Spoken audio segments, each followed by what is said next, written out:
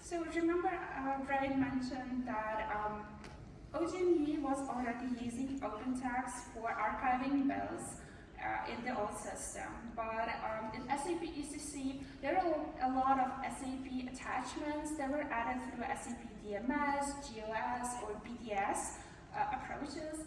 And also, there was a legacy CRM system called Saratoga that was replaced with SAP C4C, and it was also holding a lot of data about customers that was really important to OG&E to have at day one.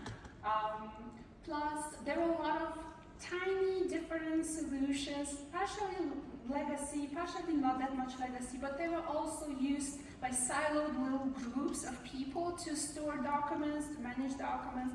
And we wanted to, like Bryan said, to consolidate, to standardize, to simplify our architecture, which is making already since April 1st, since the go-live date, the life of OG&E members easier, because it's easier to maintain less software, right?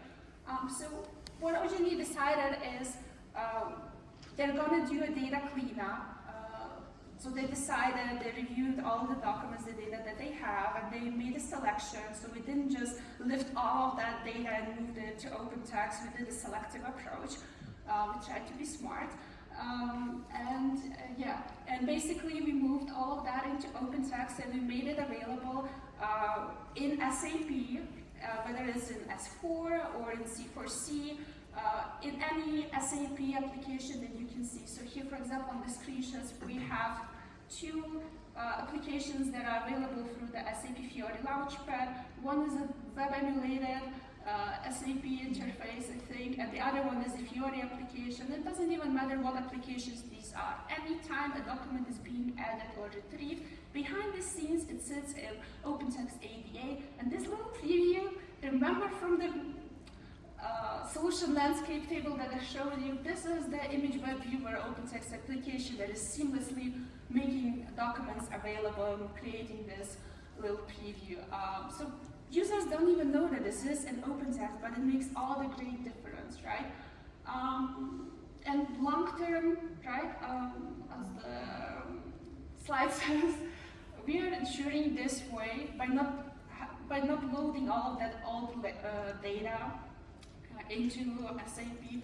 We ensured optimal SAP performance as much as possible, as much as we could, right, with the resources that we had. We're also making sure that the HANA database size is staying flat, well, considering all of the circumstances, right, because the documents are being archived into OpenText.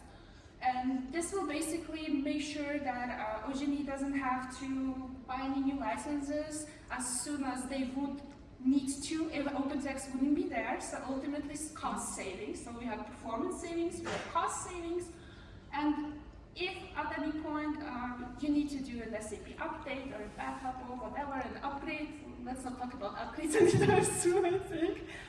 It will be much easier to do when you don't have this baggage, right? We have an integration with SAP DataSphere, if I may say so. So legacy data, structured data from SAP ECC is sitting in the SAP DataSphere. But when you want to run a report, for example, for the accounts payable team, in that report, you will be able to grab the documents that are sitting in OpenText, such as all of your invoices, purchase orders related to that, service entry sheets, goods receipt, and whatever. And they're together forming this report that you need when you need it, because obviously you need it at certain times, whether it is for a vendor request, or you're being audited, or you need to review something, or whatever. So you have that seamless integration.